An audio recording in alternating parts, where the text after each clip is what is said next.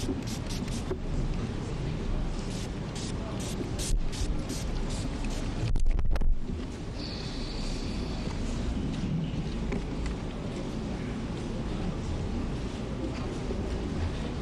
de son Excellence, Monsieur le Président de la République, chef de l'État.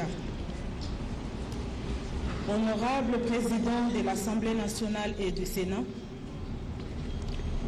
Monsieur le Premier ministre, chef du gouvernement,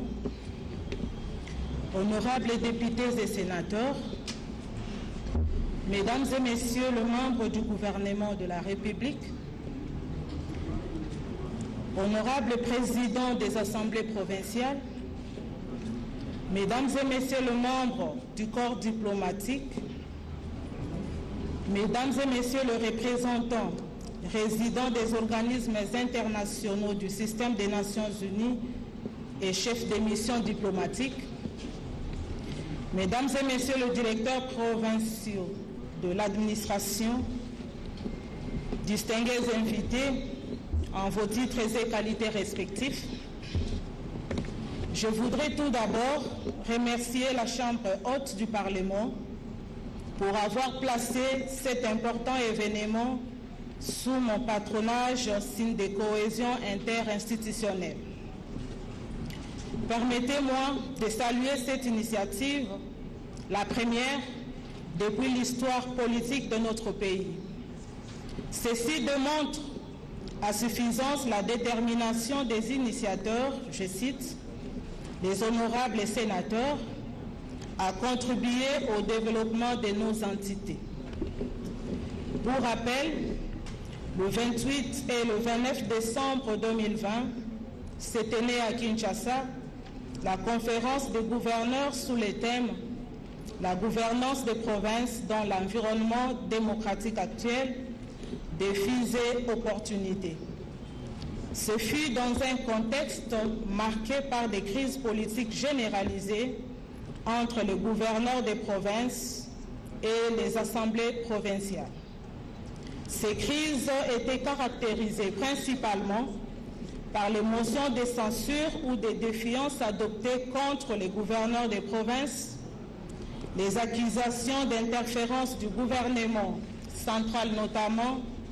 dans la fermeture de certaines assemblées provinciales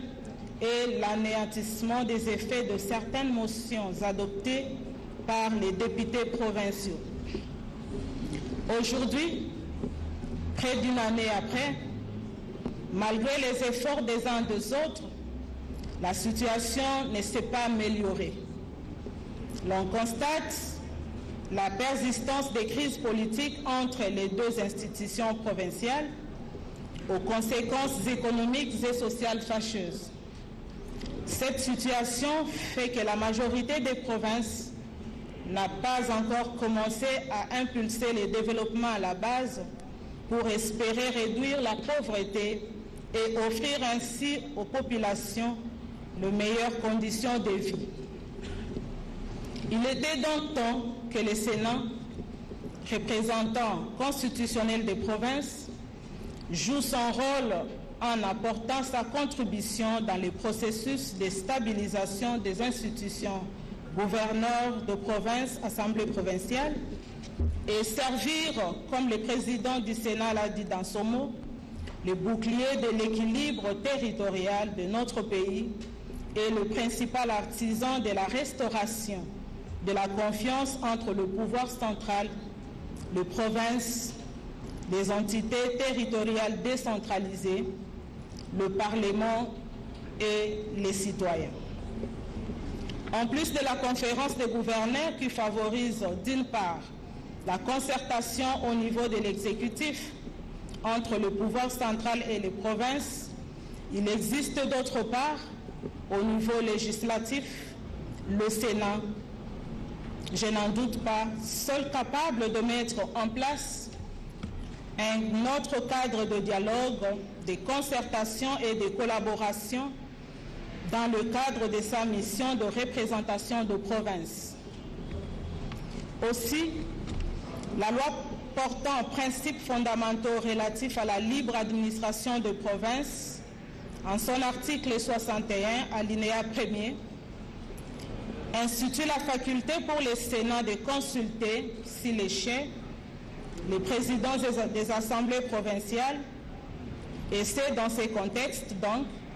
qu'il est mis en place le présent cadre de dialogue et de concertation entre le Sénat et les présidents des assemblées provinciales, CDC en sigle.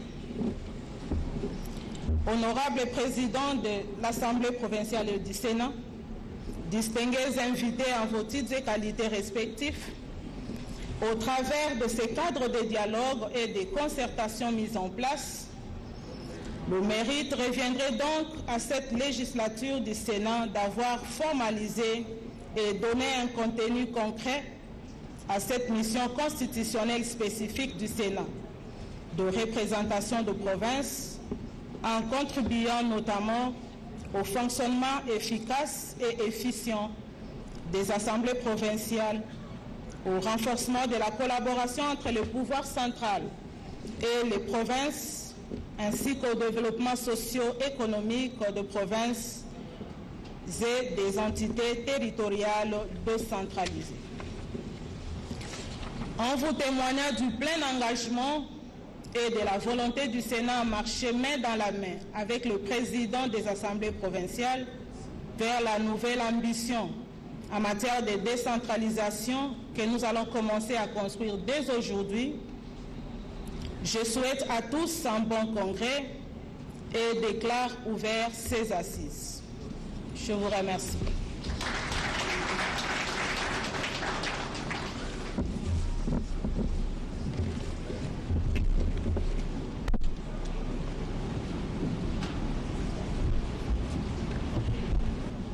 La présente cérémonie prend fin avec le discours d'ouverture de la représentante du chef de l'État. Et maintenant, c'est la série de photos de famille selon l'ordre que nous allons donner. La première photo concerne le président du Sénat, le Premier ministre, le deuxième vice-président de l'Assemblée nationale,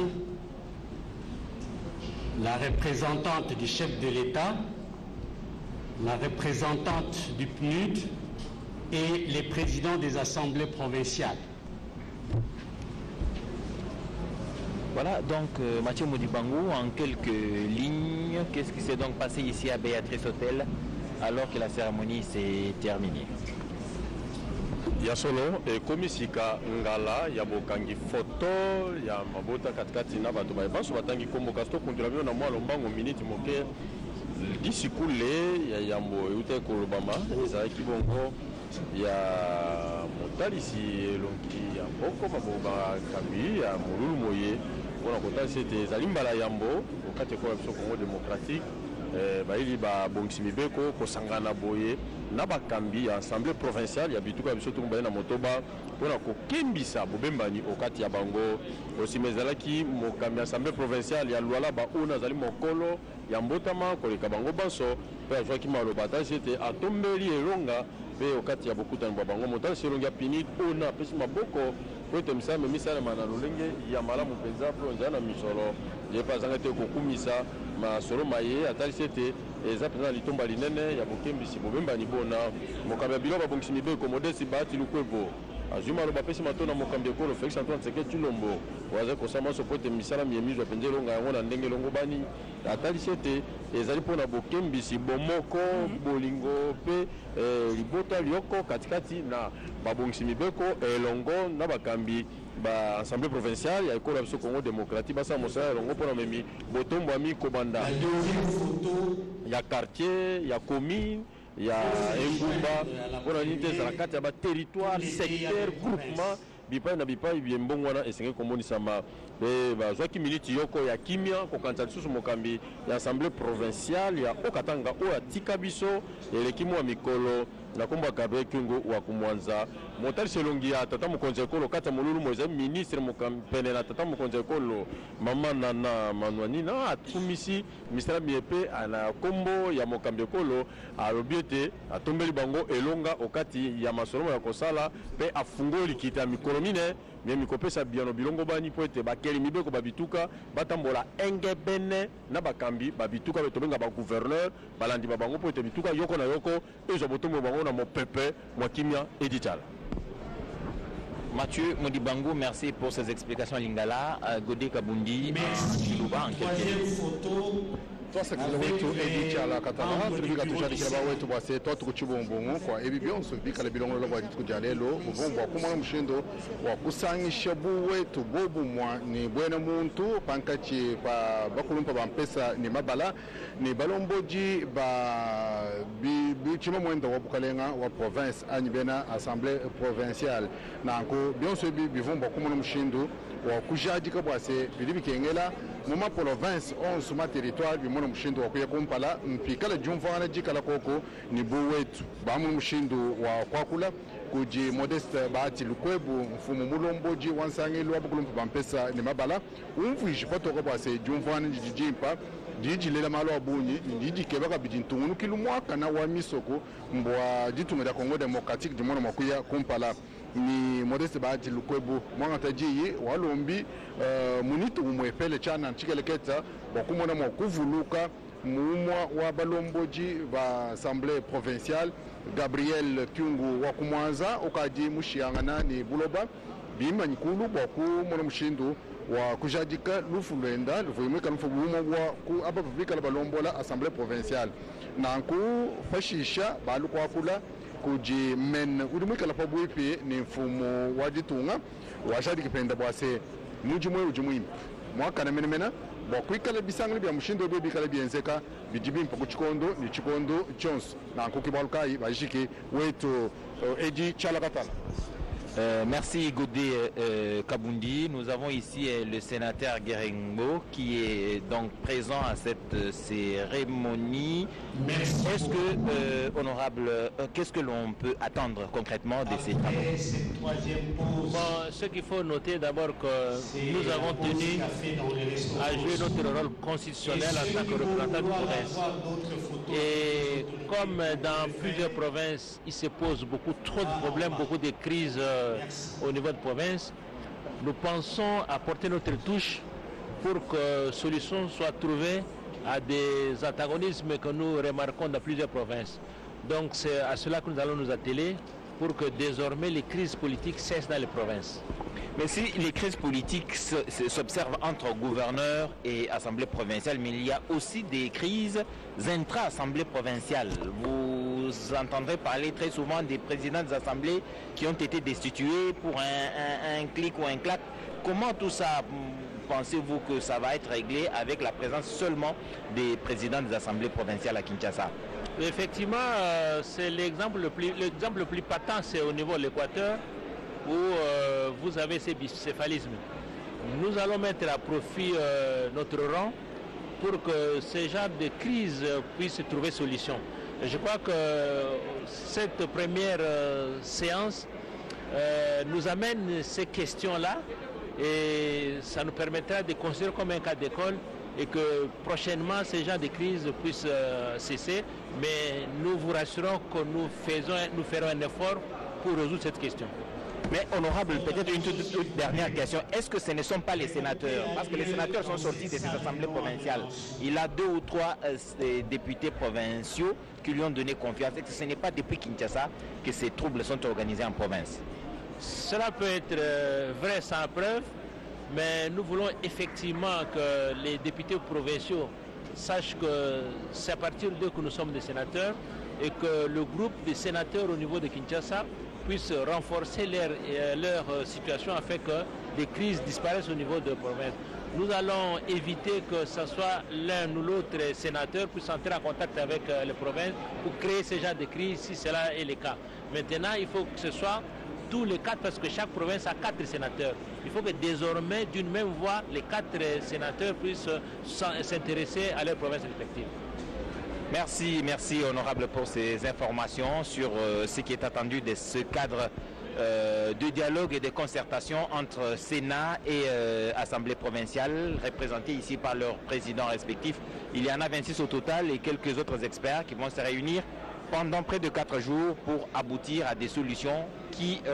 assurent la paix et la tranquillité dans les provinces et ainsi promouvoir le développement tant attendu par le peuple de la République démocratique du Congo. Vous avez donc retenu l'essentiel des messages prononcés ici. Président de la République et chef de l'État, avec l'expression de nos hommages les plus déférents ici représentés, honorable président de l'Assemblée nationale ici représenté, honorable président du Sénat, Excellence, Monsieur le Premier ministre et chef du gouvernement, honorables députés nationaux et sénateurs, Excellences, Mesdames et Messieurs les ministres et membres du gouvernement, Mesdames et Messieurs les représentants des missions diplomatiques, honorables présidents des assemblées provinciales, Mesdames et Messieurs les représentants des partenaires techniques et financiers, Messieurs les représentants résidents du programme des Nations Unies pour le développement, PNUD, Mesdames et Messieurs les directeurs administratifs des assemblées provinciales, distingués invités en vos titres et qualités respectifs. C'est pour nous un grand honneur de prendre la parole devant cette auguste assemblée à l'occasion de la cérémonie d'ouverture solennelle de l'atelier sur la mise en place du cadre de dialogue et de concertation entre le Sénat et les assemblées provinciales de la République démocratique du Congo. Qu'il nous soit permis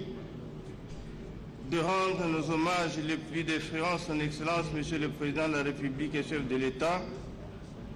qui ne ménage aucun effort pour garantir le bon fonctionnement des institutions de la RDC, notre cher et beau pays. Par cette même occasion, nous lui présentons nos sincères félicitations pour le mérite à la COP 26 à Glasgow, où il a présenté du haut de la tribune des nations du monde la vision de la RDC ainsi que les atouts dont elle dispose en termes de propositions de solutions pour sauver l'humanité face au péril du réchauffement climatique dans le cadre de la protection de l'environnement, dont le massif forestier de la RDC, soit 45% en Afrique, et deuxième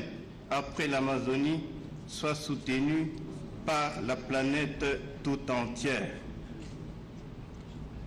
Tout en saluant l'initiative du Sénat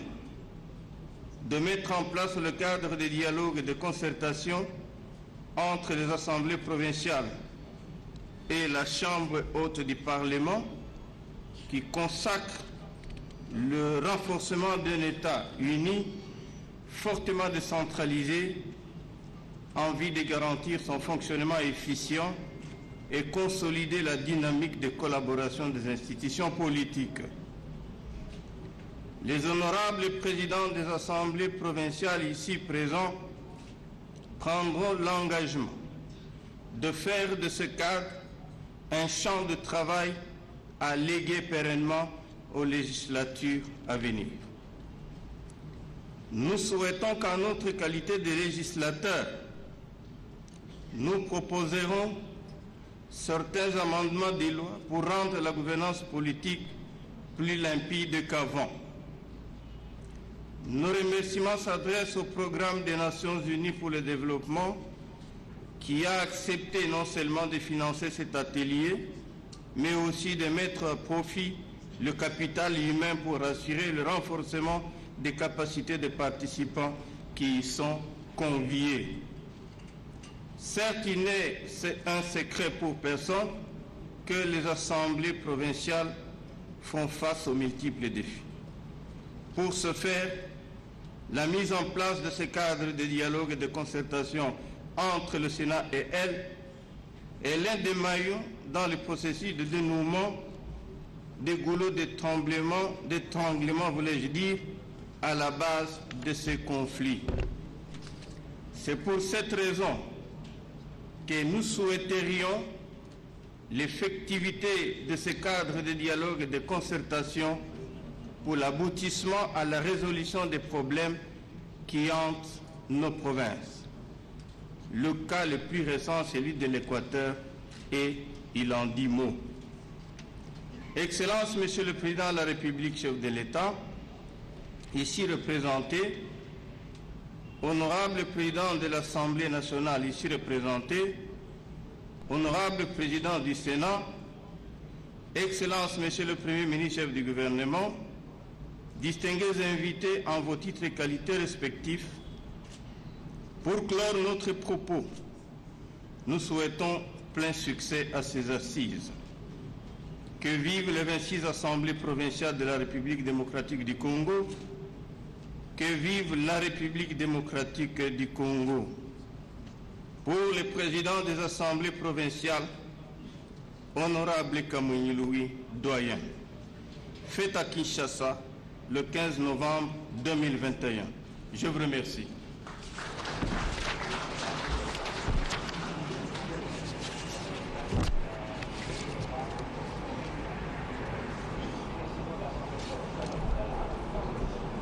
Nous venons de suivre le discours du doyen des présidents des assemblées provinciales, qui est le président de l'Assemblée provinciale du Lualaba. À présent, nous allons suivre l'allocution de la représentante résidente adjointe du PNUD.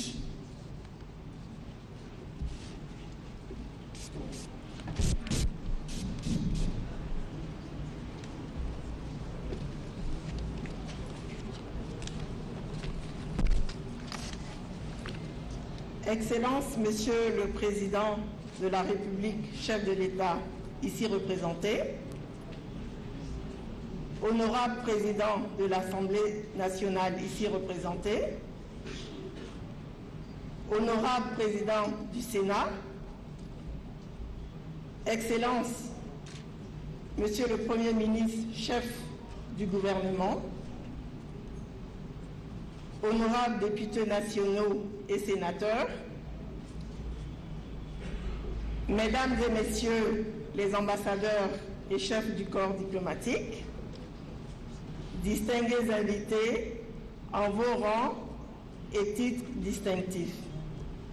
Mesdames et Messieurs,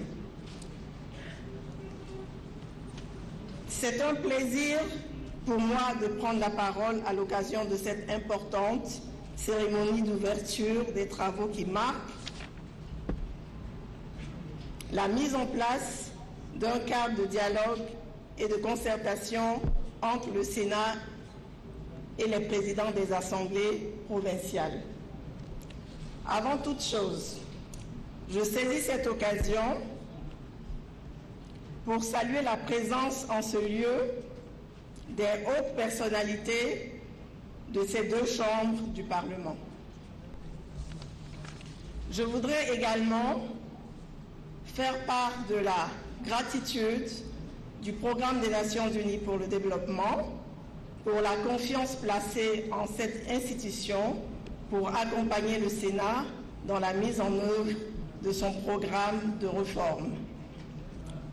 Le PNUD, en tant que partenaire de la République démocratique du Congo, appuie les réformes engagées par les autorités pour le renforcement de l'état de droit, la consolidation des institutions démocratiques, la stabilisation du pays et la promotion du bien-être socio-économique de ces populations. Le PNUD soutient donc les principes de séparation des pouvoirs et de l'équilibre de leurs moyens d'action comme fondement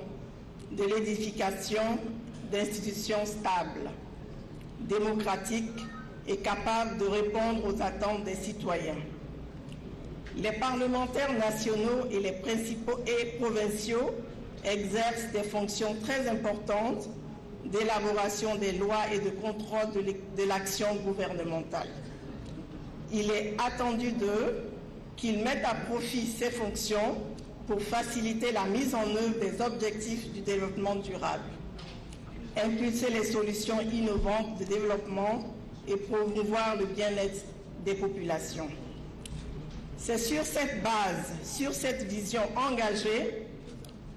et partagée du rôle du Parlement dans l'agenda 2030 pour le développement durable que le PNUD a signé un partenariat avec le Sénat. La mise en place d'un cadre de dialogue et de concertation entre le Sénat et les présidents des assemblées provinciales constitue un premier axe de concrétisation de ce partenariat. Honorables, Excellences, Mesdames et Messieurs, distingués invités, en concluant ce partenariat, le PNUD veut offrir des possibilités d'accompagner le Sénat ainsi que les assemblées provinciales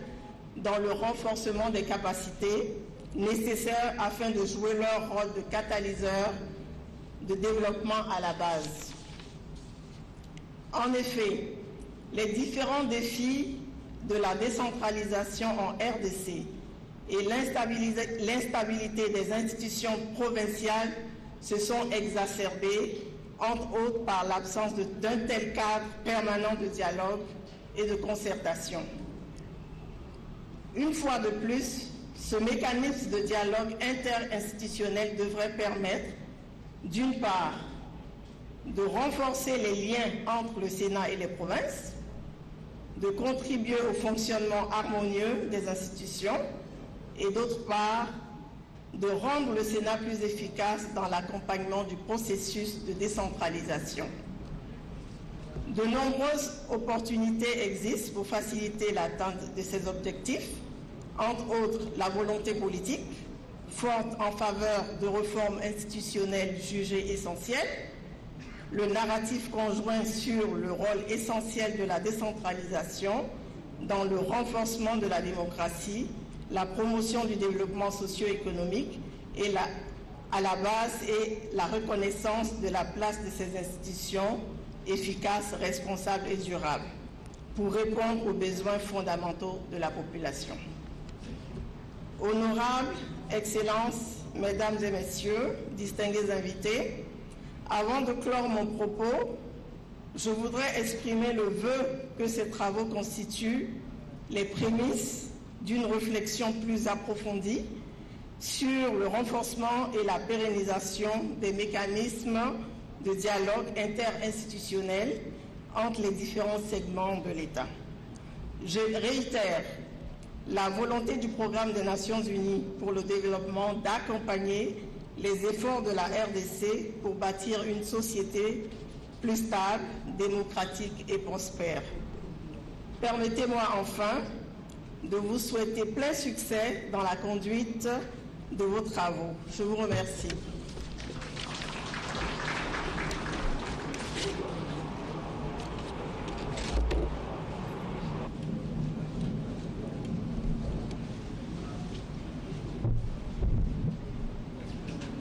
Nous sollicitons l'attention de l'auguste Assemblée pour suivre le discours solennel de l'honorable président du Sénat.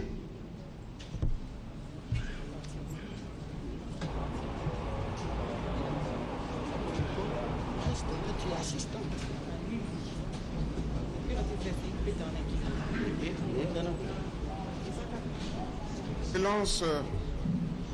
ça donne.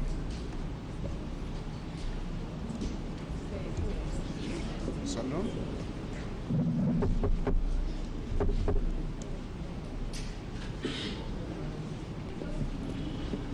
Excellence, Monsieur le Président de la République,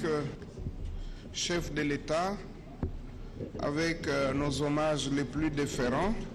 ici représenté par Madame la ministre près le Président de la République. Honorable Président de l'Assemblée nationale, ici représenté par le deuxième vice-président. Excellences, Monsieur le Premier ministre, chef du gouvernement, Messieurs les chefs de délégation ici présents, Monsieur le chef et président du bureau du Conseil supérieur de la magistrature, Messieurs les présidents des institutions d'appui à la démocratie, Mesdames et Messieurs les membres des bureaux de l'Assemblée nationale et du Sénat, Mesdames et Messieurs les membres du gouvernement, Honorables présidents des assemblées provinciales, Mesdames et Messieurs les ambassadeurs et chefs de mission diplomatiques, Monsieur le représentant du Programme des Nations Unies pour le développement PNUD, Mesdames et Messieurs les mandataires publics, Mesdames et Messieurs les partenaires techniques et financiers, Mesdames et Messieurs les membres des forces armées de la République démocratique du Congo et de la police nationale, Mesdames et Messieurs distingués invités, je voudrais tout d'abord, Excellence, Monsieur le Président de la République ici représenté, vous remercier pour votre présence qui donne à cette rencontre toute la grandeur d'un événement. Au nom du Sénat tout entier, je souhaite la bienvenue ici à Kinshasa aux honorables présidents des assemblées provinciales ainsi qu'à tous les directeurs provinciaux de leurs administrations. Cette rencontre se veut le lancement d'un processus de dialogue construit et confiant entre le Sénat et les assemblées provinciales dans la perspective de la mise en place d'un rituel annuel ou biannuel de congrès Sénat-Assemblée provinciale. Le lancement ce jour de cette première et historique rencontre met une nouvelle fois en évidence la responsabilité constitutionnelle particulière du Sénat à l'égard de l'ensemble des provinces de notre pays. Cette rencontre est aussi faite pour que le Sénat renouvelle son engagement à demeurer, grâce à la connaissance des provinces par les sénateurs, le bouclier de l'équilibre territorial de notre pays et le principal artisan de la restauration de la confiance entre le Parlement, le pouvoir central, les provinces, les entités territoriales décentralisées et bien sûr les citoyens. Ce rôle de bouclier de l'équilibre territorial de la République, nous l'exerçons désormais avec un devoir renouvelé de vigilance, que ce soit lors de l'examen des textes législatifs que par le biais de nos pouvoirs d'évaluation et de contrôle. Par ailleurs, le chantier de la restauration de la confiance entre nous exige le préalable de respect vis-à-vis des instances locales du pouvoir de l'État. Oui, ce mot « respect » doit être placé au cœur des interactions entre toutes les institutions de la République, car sans respect entre nous, il ne peut y avoir de confiance entre nous. Ce respect, en l'occurrence, implique en particulier que l'on garantisse les principes de libre administration et d'autonomie de gestion par les provinces de leurs ressources économiques, humaines, financières et techniques, telles qu'inscrites dans la Constitution. Un constat d'évidence s'impose à nous tous. Les relations financières entre le pouvoir central et les pouvoirs locaux ont besoin d'être repensées, clarifiées et rendues plus transparentes. Ainsi, je formule le désir que le Sénat soit saisi d'un projet ou d'une proposition de loi de programmation des finances publiques locales qui rendrait finalement fonctionnels les articles 181 et 175 alinéa 2 de la Constitution ayant respectivement trait à l'opérationnalisation de la Caisse nationale de péréquation et à la part des recettes à caractère national allouées aux provinces et retenues à la source. Si nous voulons que les élus locaux mènent des politiques publiques locales transformatrices de la vie des Congolais au quotidien, nous devons reconnaître que les provinces et les entités territoriales décentralisées ont besoin d'avoir un cadre d'action clair et stable, des ressources prévisibles leur donnant la latitude de programmer les actions de salut public local à court, à moyen et à long terme, et enfin une certaine liberté de gestion leur permettant d'innover et de faire face aux réalités du terrain en toute responsabilité. Voilà pourquoi le Sénat demeure très attaché à une décentralisation plus franche et plus volontariste, en conscience que c'est grâce au dynamisme et des élus locaux que notre pays connaît et connaîtra ses plus belles réussites de bonne gouvernance et de développement intégral. Ce rôle fondamental du Sénat, nous avons tenu à le renforcer au travers d'un train de réformes sur le concept « Le Sénat se réforme ». Vous retrouverez dans le kit des présentes assises un livret de 7 propositions présentant dans les détails les éléments de cette dynamique des réformes au Sénat. En même temps, il vous sera distribué la compilation des rapports des dernières vacances des sénateurs dans les différentes provinces. Honorable Président des assemblées provinciales, votre mission est grande et noble. La province étant le lieu de la vie de tous les jours, vous êtes les responsables politiques en lesquels les Congolais et les Congolaises placent le plus d'espoir et de confiance. Croyez-moi, vous trouverez toujours dans le Sénat un allié exigeant et soucieux du renforcement d'une gouvernance territoriale vouée au développement local. Vous pouvez donc en toute confiance compter sur l'appui et le soutien indéfectible de votre Sénat pour le bien-être de nos concitoyens et le bien-vivre dans tous les coins et recoins de notre pays. La rencontre historique d'aujourd'hui sert à tisser des liens dynamiques entre le Sénat et les assemblées provinciales et surtout à engager un dialogue enrichissant et utile entre nous. Elle découle de la volonté de tous les sénateurs et de toutes les sénatrices d'associer étroitement les élus locaux à leurs travaux. Honorable Président des assemblées provinciales, à l'heure de ce 3e millénaire,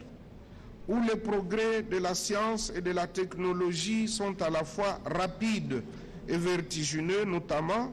dans le domaine des nouvelles technologies de l'information, nous risquons de voir se creuser davantage le fossé qui sépare les pays industrialisés et nos pays en voie de développement, d'une part, mais surtout d'autre part, la vie urbaine et le monde rural dans notre pays. Pour réduire ces fossés, nos provinces doivent relever